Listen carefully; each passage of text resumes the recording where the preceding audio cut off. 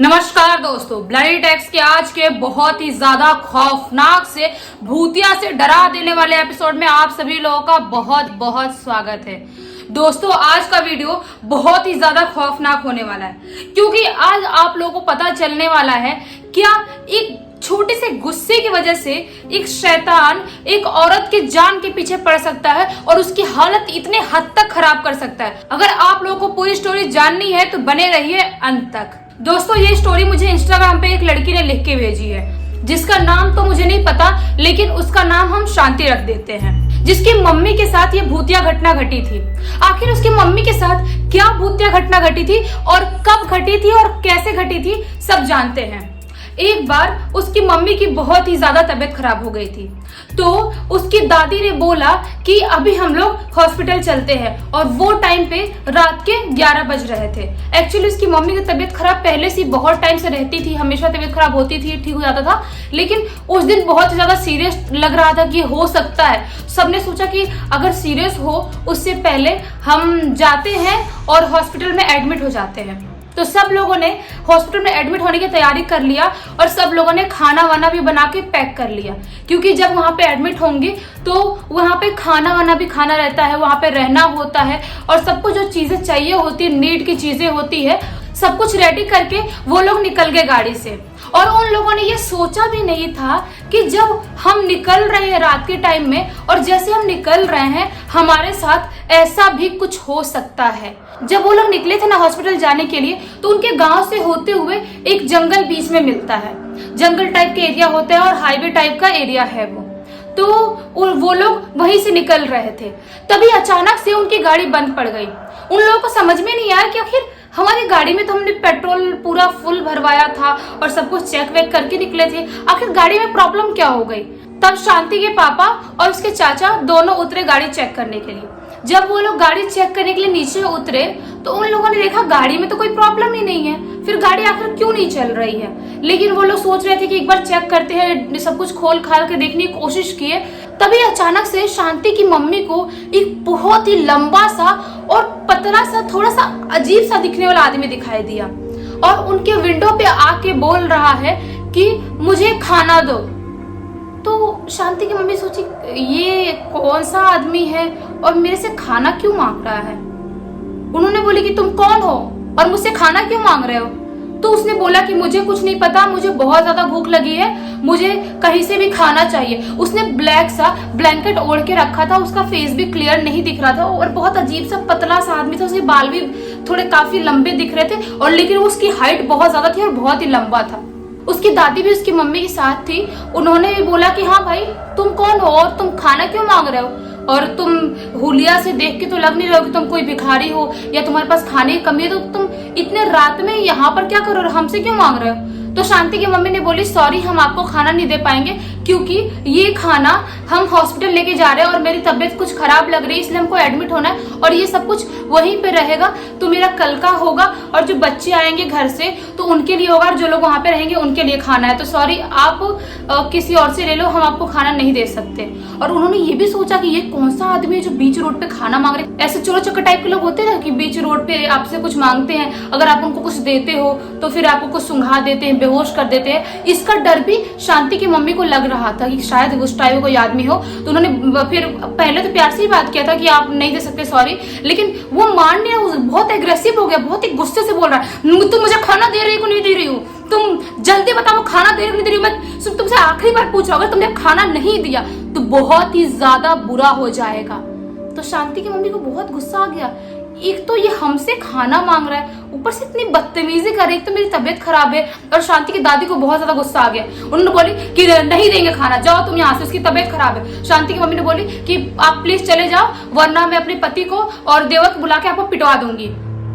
ये बात सुन के वो आदमी वहां से कुछ दूर तक गया, और कुछ दूर तक जाने के बाद ऐसे रोड के साइड में पेड़ वेड़ होता है ना, जो जंगल टाइप का, वहां पे गया, और वहां से जाने के बाद दिखा ही नहीं वो आदमी। शांति की मम्मी बहुत देखने की कोशिश कर रही थी कि शायद ऐसे इग्नोर कर दी, उससे बात करना। फिर अचानक देखी कि वो जाते उसको देखी, लेकिन अचानक देखी, मतलब मुश्किल से 5 या 10 सेकंड ही हुआ होगा, अचानक देखी तो जहां से जिस रोड से वो जा रहा था जिधर, उधर दिखा ही नहीं, उधर से वो गायब हो चुका था।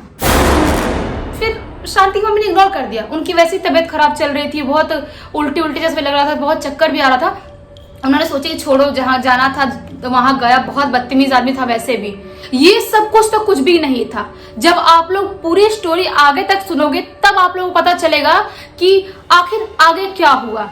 जब शांति की मम्मी हॉस्पिटल में चली गई, हॉस्पिटल में जाने के 1 घंटे बाद ही उनकी हालत बहुत ज्यादा खराब होने लगी।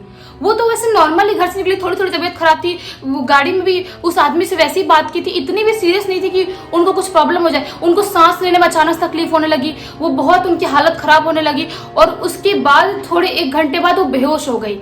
उसके बाद डॉक्टर ने बोला कि हमको सब ऑक्सीजन वगैरह लगाना पड़ेगा और सब कुछ उन लोगों ने लगाया और जो भी हॉस्पिटल में चीजें होती है उन लोगों ने किया। करने के बाद वो रात भर वैसी बेहोश वाली हालत में ही रही और ऑक्सीजन लगा रहा। लेकिन सुबह सुबह आई थिंक 6 या 7 बजे के करीब वो अचानक से उठी और उठने के बाद बहुत ही ज्यादा जोर जोर से चिल्लाने लगी। ऐसे मतलब ऐसा लग रहा था कि उनके अंदर इतनी एनर्जी आई कहाँ से। रात में तो इतनी ज्यादा बीमार थी, बेहोश हो गई थी, आखिर ऐसा कैसे हो रहा है उनके साथ। उसके बाद वो अजीब से सब पलंग वलंग से नोचने लगी, ऐसे करने लगी और उनके बाल वाल पूरे नोचने लगी, अजीब से चिल्लाने लगी, अजीब सा एकदम वियर्ड सा बिहेव करने लगी सबके साथ और सबको गंदा गंदा चिल्लाने लगी। सबको बोले कोई मेरे पास आए मैं सबको चबा जाऊंगी, सबको कच्चा कॉट डालूंगी, सबको किसी को नहीं छोड़ूंगी, ऐसा गंदा गंदा बोलने लगे सबको। सब लोग सोचे कि अचानक से ये क्या हो गया, इनको तो दूसरी प्रॉब्लम थी, उस प्रॉब्लम के लिए हॉस्पिटल लेके आए थे और ऐसा बिहेव क्यों करिए, पागल से बिहेव क्यों करिए, पागल तो कभी नहीं थी ये। तो सब लोग सोचे कि ये क्या हो गया। डॉक्टर लोगों ने बहुत कंट्रोल करने की कोशिश की और कैसे भी नर्स लोगों ने पकड़ा और उनको कंट्रोल करने की कोशिश की, लेकिन वो बिल्कुल भी कंट्रोल नहीं हो रही थी। उसके बाद अजीब अजीब से ऐसे बाल करने लगी, उनकी जो आंखें थी ना ऐसे ऐसे पूरी पलट चुकी थी और बहुत ही ज्यादा उनकी हालत खराब हो चुकी थी।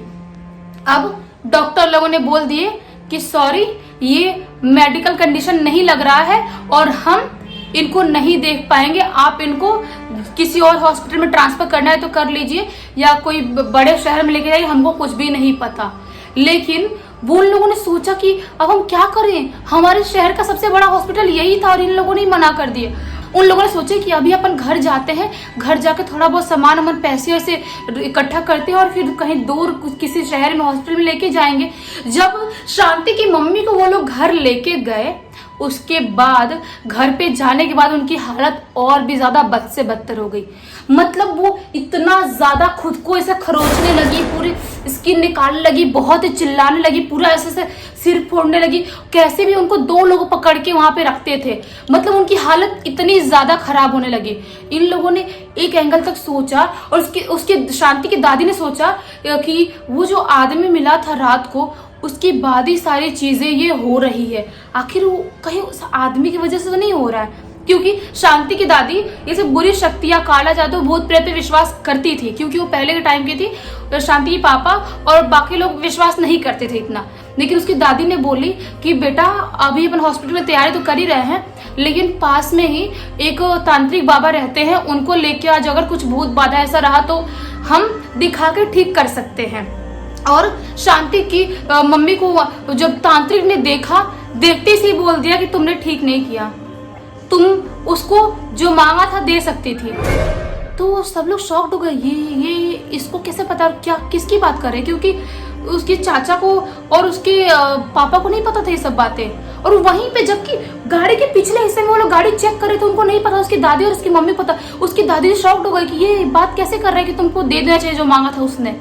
तो उसके बाद उस तांत्रिक ने बहुत उसके ऊपर भभूत उभूत मारा और बहुत ज्यादा झाड़ फूक किया। उसके बाद कैसे भी शांत किया और उसने बताया कि जो आपको रास्ते में मिला था वो रोड पे घूमता हुआ एक शैतान है, जो लोगों से ऐसे ही खाना मांगता है और लोगों से कुछ ना कुछ चीज मांगता है। अगर उसको वो नहीं देते हैं कुछ भी खाने वाली चीज तो वो घर तक भी आता है और बहुत सारे लोगों की हालत ऐसी भी कर चुका है जैसी कि शांति की मम्मी की हालत हो चुकी है। लेकिन उसने बोला तांत्रिक ने कि आपने नहीं दिया वो अलग बात है, लेकिन आपको उसको खरी खोटी नहीं सुनानी चाहिए थी और उसको गंदा गंदा नहीं बोलना चाहिए था, क्योंकि वो बहुत ज्यादा चिढ़ चुका था और वो आपकी जान लेने पे उतारू हो चुका था, वो आपकी जान लेना ही चाहता था।